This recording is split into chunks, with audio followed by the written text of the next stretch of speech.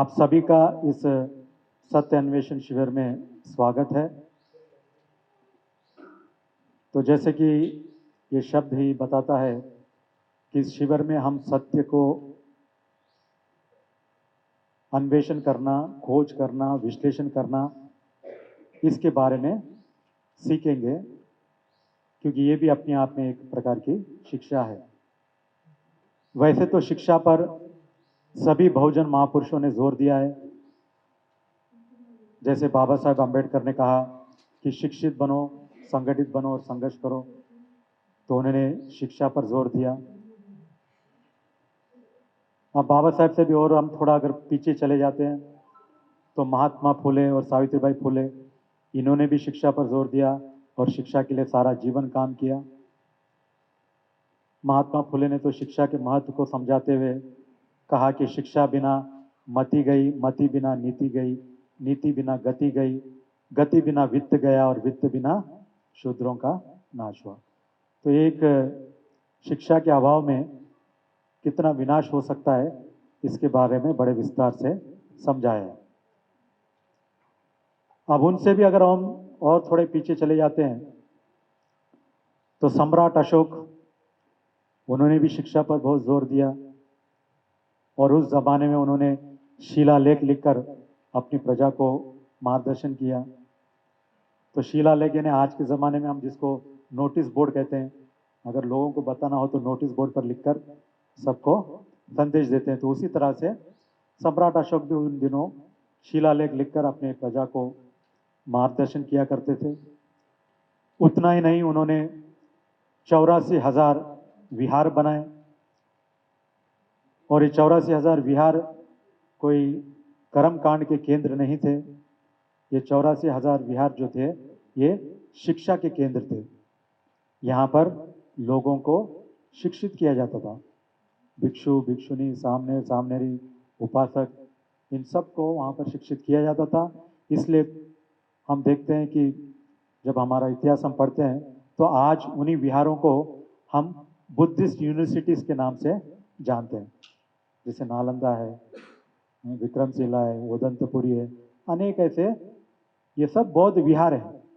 उस समय तो बुद्धिस्ट यूनिवर्सिटी का कॉन्सेप्ट ही नहीं था, लेकिन आज हम उनको बुद्धिस्ट यूनिवर्सिटी इसलिए कहते हैं क्योंकि उन विहारों में देश विदेश से लोग आकर पढ़ा करते थे। तो इसलिए आज हम उनको बुद्धिस्ट यूनिवर्सिटी के नाम से जानते हैं। तो ये सब सम्राट अशोक की देन है।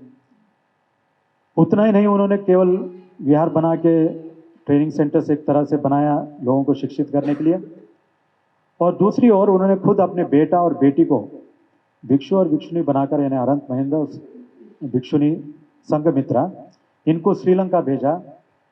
तो आज श्रीलंका में हम जो बौद्ध धर्म को देखते हैं उसका श्रेय सारा अरंत महेंद्र और भिक्षुनी संघमित्रा को जाता है। उसी तरह से उन्होंने कुछ भिक्षु बर्मा भेजे, इधर इजराइल की तरफ, यानी देश विदेश में चारों तरफ उन्होंने भिक्षुओं को, ट्रेन लोगों को भेजा। और इसलिए आज हम इस बौद्ध धर्म को एक विश्व धर्म की तरह देखते हैं।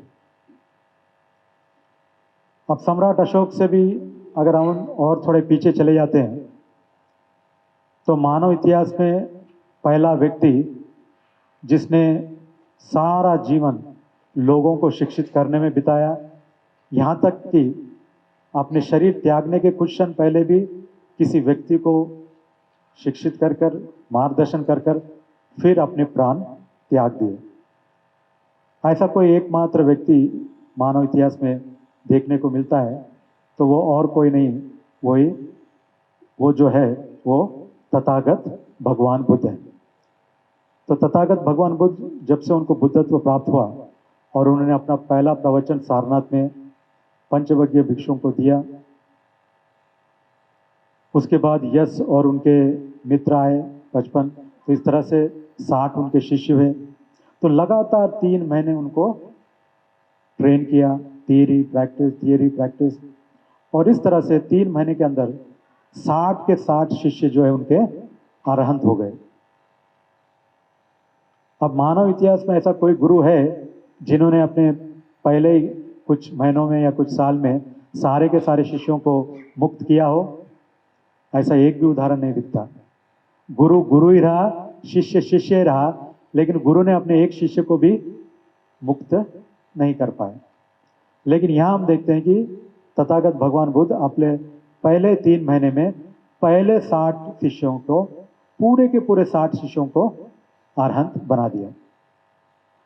और जब ये 60 के 60 अरहंत हो गए तो फिर भगवान बुद्ध ने उनको एक संदेश दिया, एक तरह से मार्गदर्शन किया।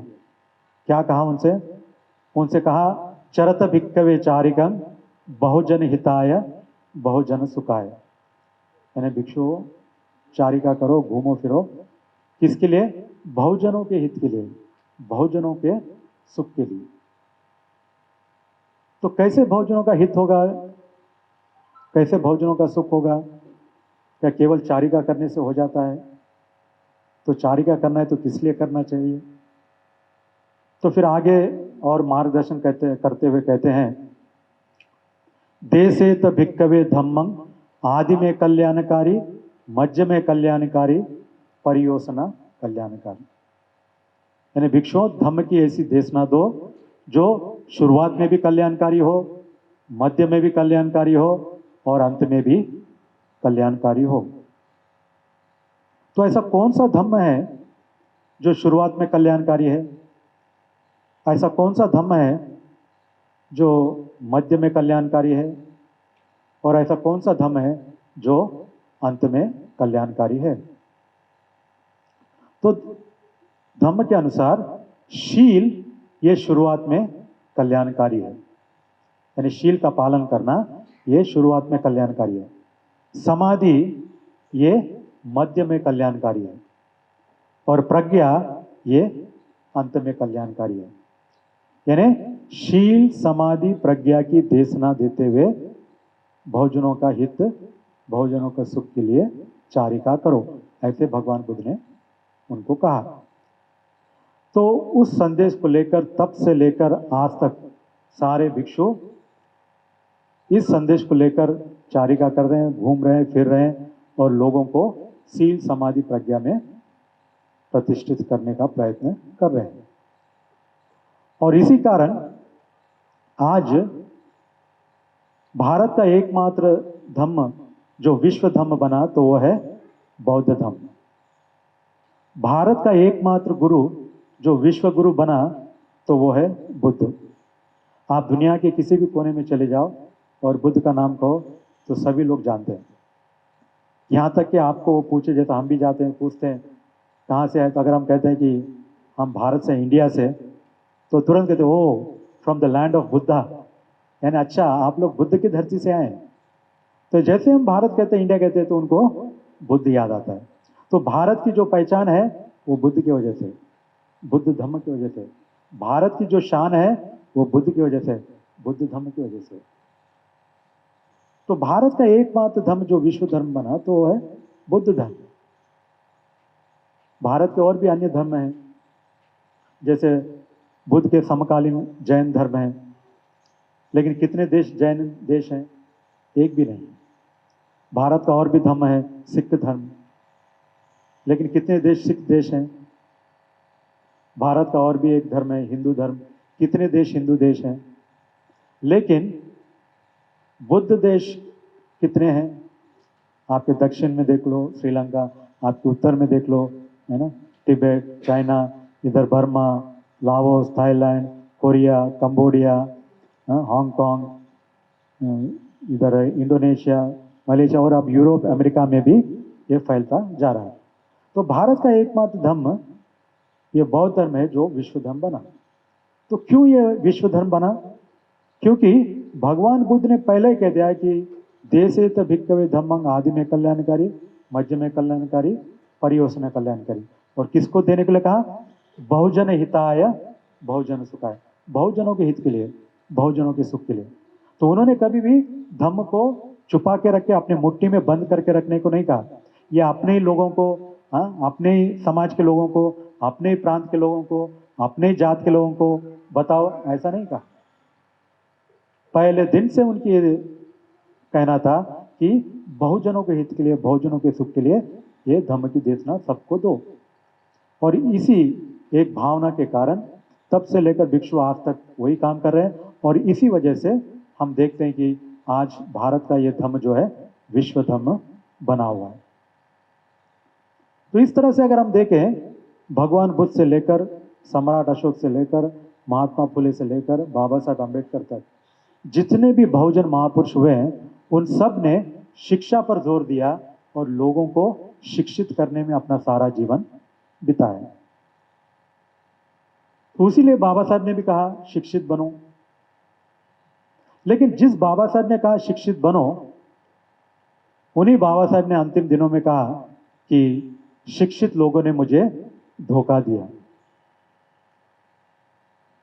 तब ये दोनों वाक्य लेते हैं कि एक तरफ बाबा साहब कह रहे हैं शिक्षित बनो, और दूसरी तरफ स्वयं बाबा साहब कह रहे हैं शिक्षित लोगों ने मुझे धोखा दिया। तो ये कितना विरोधाभास है। तो ये दोनों वाक्यों का अगर हम जोड़ लें इन दोनों को, तो क्या अर्थ निकलता है? शिक्षित बनो, शिक्षित लोगों ने मुझे धोखा दिया। अगर ये दोनों जोड़ते हैं तो क्या अर्थ निकलता है? शिक्षित बनोगे तो धोखेबाज बनोगे, ऐसा अर्थ निकलता है। तो फिर लोगों को शिक्षित नहीं करना चाहिए, क्या ये कहना था बाबा साहब का? बिल्कुल भी नहीं। बाबा साहब जब कह रहे थे कि शिक्षित लोगों ने मुझे धोखा दिया, यानी शिक्षित लोगों को जो काम करना चाहिए था, जो उम्मीदें उनको थी, वो उन्होंने पूरी नहीं की, इसलिए बाबा साहब को यह कहना पड़ा। तो इससे एक बात समझ में आती है कि शिक्षा जो है वो दो प्रकार की है ना। दुनिया में शिक्षित लोग कहें या शिक्षा कहें, ये दो प्रकार के हैं। क्या है वो दो प्रकार के?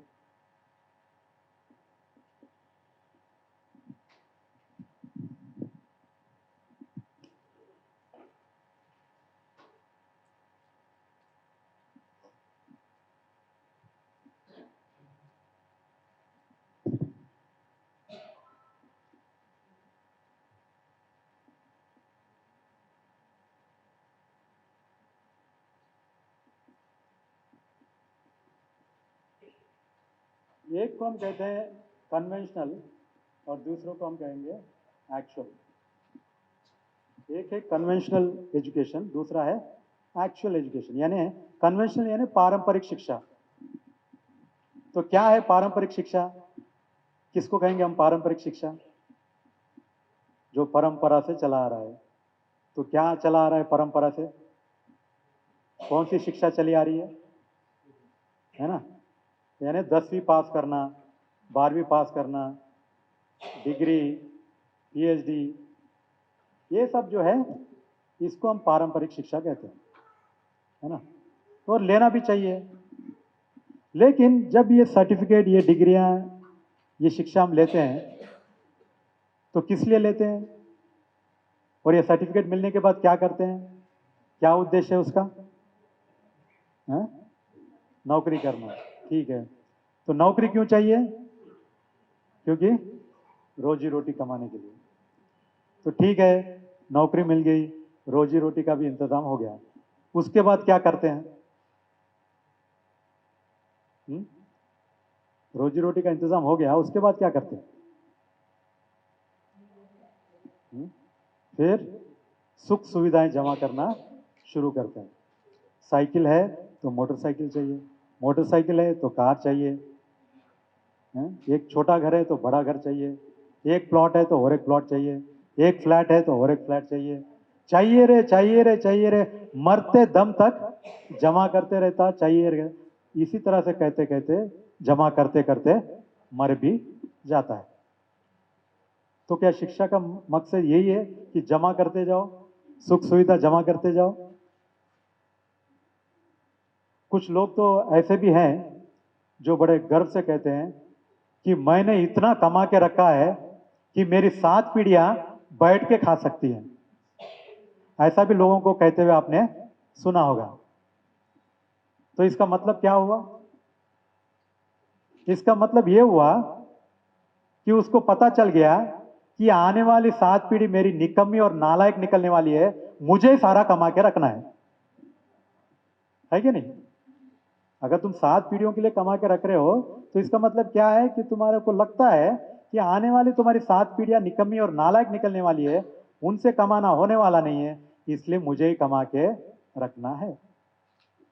और वास्तव में ऐसा देखा भी गया है कि जिन माँ बापों ने बहुत जमीन जायदाद पैसा कमा के रखा है, उनके बच्चे सही में निकम्मे नालायक निकलते हैं। अय्याशी करके खा के पी के फिर सड़क पे आ जाते हैं। अगर तुम अच्छे से अपने एक बच्चे को पढ़ाई दो, उसको अपने पैरे पे खड़ा कर दो, बात खत्म। फिर वो अपने दूसरे बच्चों, आने वाले बच्चों को पढ़ाएगा। आपने ठेका लेकर रखा है क्या 7 पीढ़ियों तक पूरा जमा करके रखने का? तो खाली अपने बच्चों को उनके पैरों पे खड़ा करो, उसके बाद सारा अपना समय, पैसा, धन जो है समाज में लगाना चाहिए, समाज के उत्थान के लिए लगाना चाहिए। लेकिन क्या आज के शिक्षित लोग ऐसा कर रहे हैं क्या? ऐसा नहीं कर रहे। सब अपना खाली सुख सुविधा जमा करना, जमा करना, जमा करना, इसी में सारा जीवन जा रहा है। और अगर मान लो वो कहते भी हैं कि ये शिक्षित होना यानी हमको जरूरी है, क्यों? क्योंकि रोजी रोटी कमाना है। तो शिक्षित होने का मकसद क्या रोजी रोटी कमाना है? बेसिक फंडामेंटल क्वेश्चन ये है कि शिक्षित हम क्या रोजी रोटी कमाने के लिए होना चाहिए? क्या शिक्षित होने का मकसद रोजी रोटी कमाना है? अगर शिक्षित होने का मकसद रोजी रोटी कमाना है तो फिर अनपढ़ गवार भी तो अपनी रोजी रोटी कमा लेता है। अनपढ़ गवार भी अपनी रोजी रोटी कमा लेता है। तो जब अनपढ़ गवार भी रोजी रोटी कमा रहा है और शिक्षित आदमी भी रोजी रोटी कमा रहा है, तो दोनों में अंतर क्या है? दोनों में क्या अंतर है?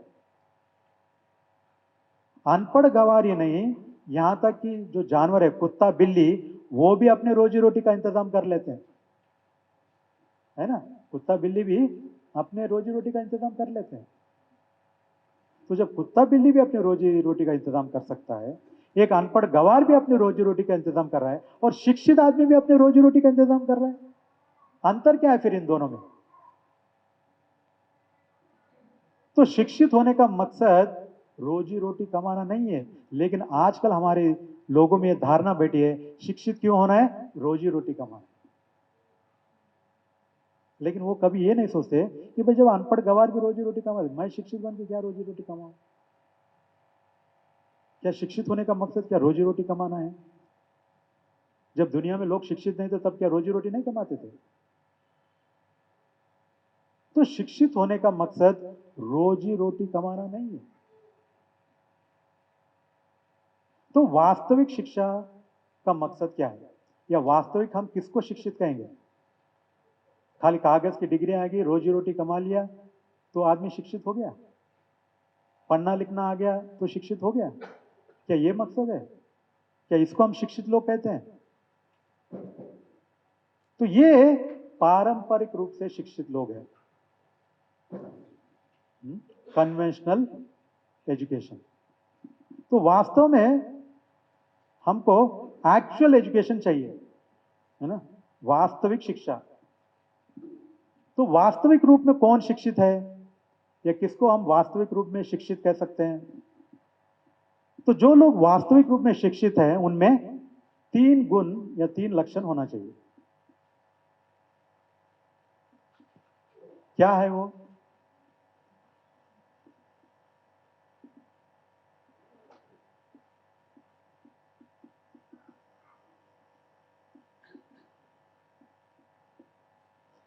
जो शिक्षित लोग हैं, वास्तव में अगर वो शिक्षित है तो उनमें ये 3 गुण, ये 3 लक्षण, ये 3 काबिलियत होनी चाहिए। क्या है?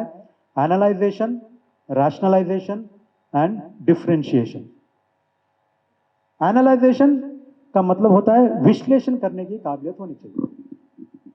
रैशनलाइजेशन है ना, हेतुवादी दृष्टि से, है ना, सोचने की काबिलियत होनी चाहिए। और डिफरेंशिएशन यानी परख करने की काबिलियत होनी चाहिए। तो क्या हमारे शिक्षित लोगों में ये काबिलियत है, ऐसा हम कह सकते हैं? जैसे उदाहरण के लिए पहला है एनालाइजेशन, विश्लेषण करने की काबिलियत। किस बात का विश्लेषण करना? जिस समाज में तुम रह रहे हो, जिन परिस्थितियों में तुम रह रहे हो, वो परिस्थितियां ऐसे क्यों है इसका विश्लेषण करना हमें आता है। कुछ मुसीबतें आ गई, कुछ परेशानी आ गई, तो हम उसको विश्लेषण कर पाते हैं, उसका हल ढूंढ पाते हैं। आमतौर पर क्या होता है, अनपढ़ गौर तो करते ही है, लेकिन शिक्षित लोग भी जब मुसीबत में फंस जाते हैं, जब परेशानी आती है, तो क्या करते हैं,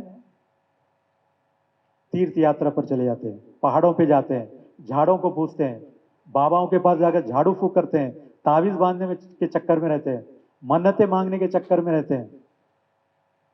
क्या ये विश्लेषण है शिक्षित लोगों का? क्या बाबा साहब ने जब तुमको इतने सारे हक अधिकार दिलाए, क्या ऐसे मन्नतें मांगकर, पूजा पाठ कर कर, झाड़ू फूक कर कर, ऐसे क्या तुमको हक अधिकार दिलाए? तो आज का शिक्षित व्यक्ति क्या कर रहा है समस्याओं के बारे में?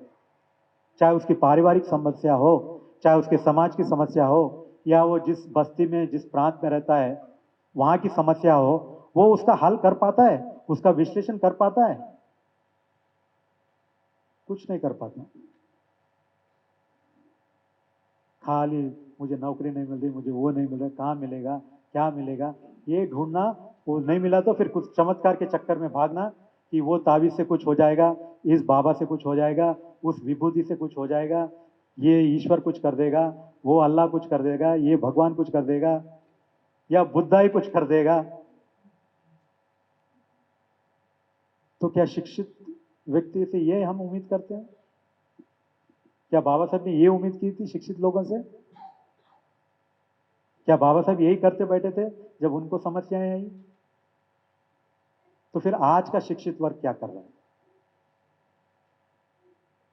उसी तरह से दूसरा है रैशनलाइजेशन, हेतुवादी दृष्टि से सोचना। जब भी कोई चीज होता है तो उसका कोई ना कोई कारण है, नहीं होता है तो उसका भी कारण है। तो जब चीजें नहीं हो रही है या कुछ अनहोनी हो भी गई, तो क्यों हो गई, ये हम हेतुवादी दृष्टि से सोचते हैं।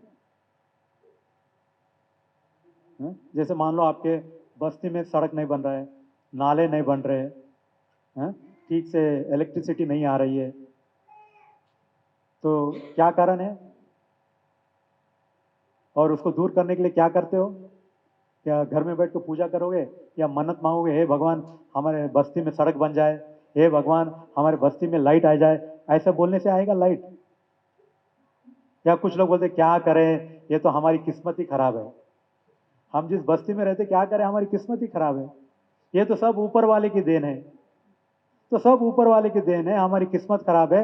यानी जिसको कारण ढूंढना नहीं आता, वो क्या करता है, या तो ईश्वर पे डालता है, भगवान पे डालता है, या फिर अपनी किस्मत पे डालकर संतुष्ट हो जाता है। यानी मेरी नालायकी है, मेरी कमजोरी है, वो मानने को तैयार नहीं। वो किस पे डालता है?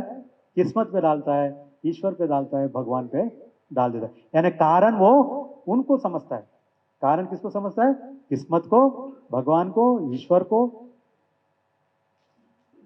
लेकिन मेरा निकम्मापन कारण है, ऐसा वो सोच पाता है, समझ पाता है?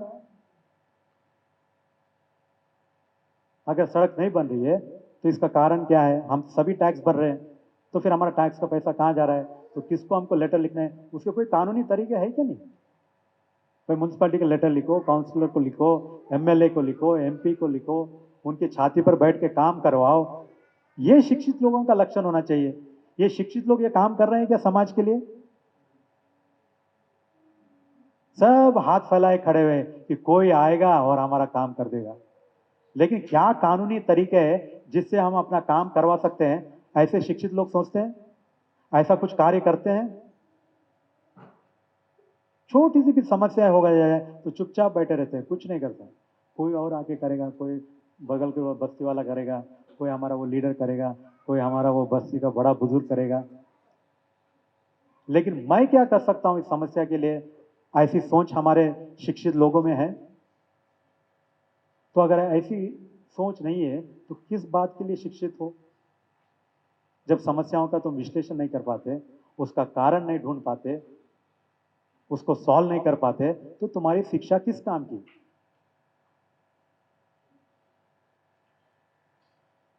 फिर तीसरा है डिफरेंशिएशन। यानी परख करने की काबिलियत। किस बात की परख? कि अच्छा क्या है, बुरा क्या है, ठीक क्या है, गलत क्या है, अपने कौन है, पराये कौन है, इस बात की परख करने की काबिलियत हमारे शिक्षित लोगों में है? ऐसा दिखाई देता है? अगर अच्छा क्या है, बुरा क्या है, ठीक क्या है, गलत क्या है, हमारे शिक्षित लोगों को अगर समझ में आता, तो हमारे शिक्षित लोग क्या शराब पीते, क्या सिगरेट पीते, क्या गुटखा खाते, नशा पता करते? क्या ये काम करते? सभी शिक्षित है। तो शिक्षित लोगों को अच्छा क्या है, बुरा क्या है, ठीक क्या है, गलत है, इतना भी समझ में नहीं आता। और गुटखा बोलो या सिगरेट के पैकेट बोलो, उसके ऊपर लिख के रहता है statutory warning, smoking is injurious to health.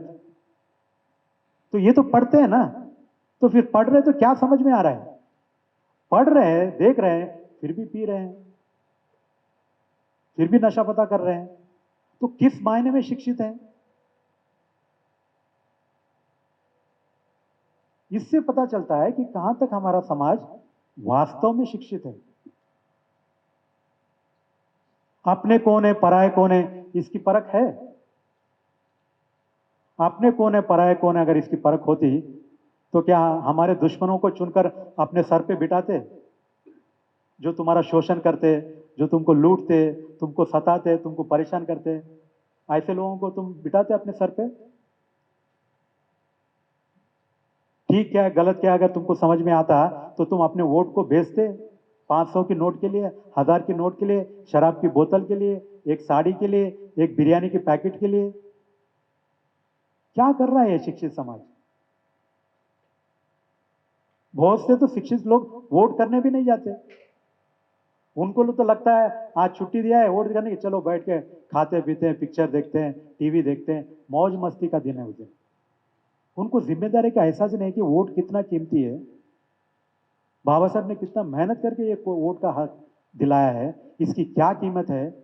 ये वोट के कारण तो हमको सब कुछ मिलता है, रोज की तरकारी भाजी से लेकर, खान पान से लेकर, पेट्रोल से लेकर, हर जो सुख सुविधा, जो हक अधिकार जो मिलते हैं, ये वोट के आधार पे तो मिलते हैं। और ये एहसास शिक्षित लोगों में होना चाहिए। कितने शिक्षित लोगों में एहसास है? वोट करने जाते ही नहीं शिक्षित ज्यादातर। कौन जाएगा, कौन लाइन में खड़े रहेगा, चलो घर में बैठ के खाते पीते मौज करते हैं, पिक्चर देखते हैं, ये मानसिकता है शिक्षित लोगों की। तो वोट करने कौन जाता है? झुग्गी झोपड़ी पा बेचारे गरीब लोग, क्योंकि मजबूरी है, उनको 500 खिलाना पिलाने को देते हैं, वो जाके वोट करते हैं। तो आज जिस देश की जो हालत है, उसका कारण कौन है? आज के शिक्षित लोग हैं। अनपढ़ गवार तो है, मजबूर तो है, तो उनको हम दोष नहीं दे सकते। ये तो शिक्षित लोगों की जिम्मेदारी थी कि वोट का अधिकार समझे, उसका हक समझे, उसको न बेचे, और ये बातें अपने जो अशिक्षित समाज है, जो गरीब समाज है, उनको जाकर बताएं, उनको जागरूक करें। तो शिक्षित समाज के अपने अनपढ़ गवार भाई बहनों को, रिश्तेदारों को शिक्षित करने के लिए समय निकालता है? अमीर हो गया तो बस आराम से अपने बंगले में बैठेगा, खाएगा पीएगा। गरीब भाई है, उसको क्या करना है, उसको शिक्षित कैसे करना है, उसको कोई मार्गदर्शन करना है, छुट्टी आए तो कम से कम चलो उसको मिल के आते हैं, कुछ मदद करते हैं, कुछ बताते हैं, ऐसी भावना है? अपने बच्चों को तक उस भाई के पास नहीं भेजते कि भाई गांव में मत जाओ, बेकार है, वहां पर माहौल खराब है, वहां के लोग खराब है, ऐसे कहकर बच्चों को अपने पास रखते हैं, अपने रिश्तेदार के पास जाने नहीं देते, न खुद जाते न बच्चों को जाने देते। तो भेदभाव तो ये शिक्षित लोग ही कर रहे हैं खुद ही के रिश्तेदारों से। तो किस मायने में ये शिक्षित लोग शिक्षित है? न विश्लेषण करना आता है, न हेतुवादी दृष्टि से सोचना आता है, न अपने पराये की परख करनी आती है, न अच्छे बुरे की परख करनी आती है। तो किस मायने में ये शिक्षित लोग शिक्षित है, ये एक बहुत बड़ा प्रश्न है। तो वास्तव में जिसको हम शिक्षित लोग कह रहे हैं, ये वास्तव में शिक्षित नहीं है, ये पढ़े लिखे लोग हैं।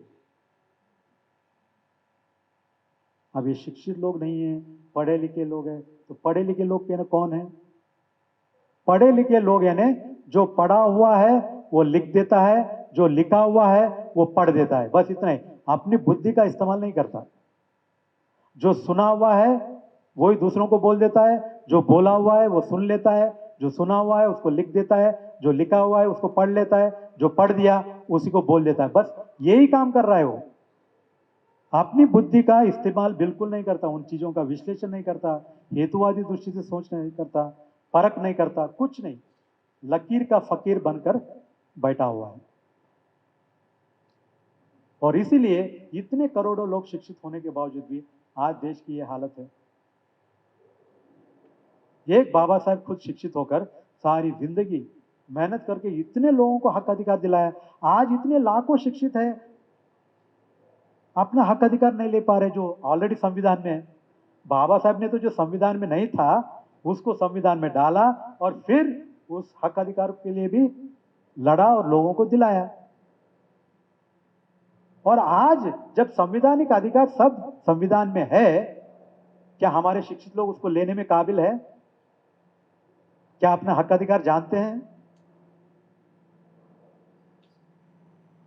तो इस तरह से अगर हम विश्लेषण करें तो तब पता चलता है कि वास्तव में जिसको हम शिक्षित कहते हैं वो शिक्षित नहीं है, और खाली क्या है, पढ़े लिखे लोग हैं और उसमें भी बहुत स्वार्थी है, सेल्फ सेंटर्ड है। तो इसीलिए बाबा साहब को कहना पड़ा कि ये शिक्षित लोगों ने मुझे धोखा दिया। बाबा साहब को लगा कि जैसे मैंने शिक्षित होकर लोगों के लिए काम किया, इतना लोगों का उत्थान किया, तो ऐसे ही कुछ इंजीनियर, डॉक्टर, वकील बन जाएंगे तो समाज का कितना उत्थान होगा, ऐसा उन्होंने सोचा। लेकिन उन्होंने देखा अरे ये लोग तो अपनी रोजी रोटी और बीवी बच्चे पालने में लग गए, ये समाज के लिए तो कुछ काम नहीं कर रहे, कुछ योगदान नहीं दे रहे। और इसीलिए नाराज होकर बाबा साहब को ये बात कहनी पड़ी।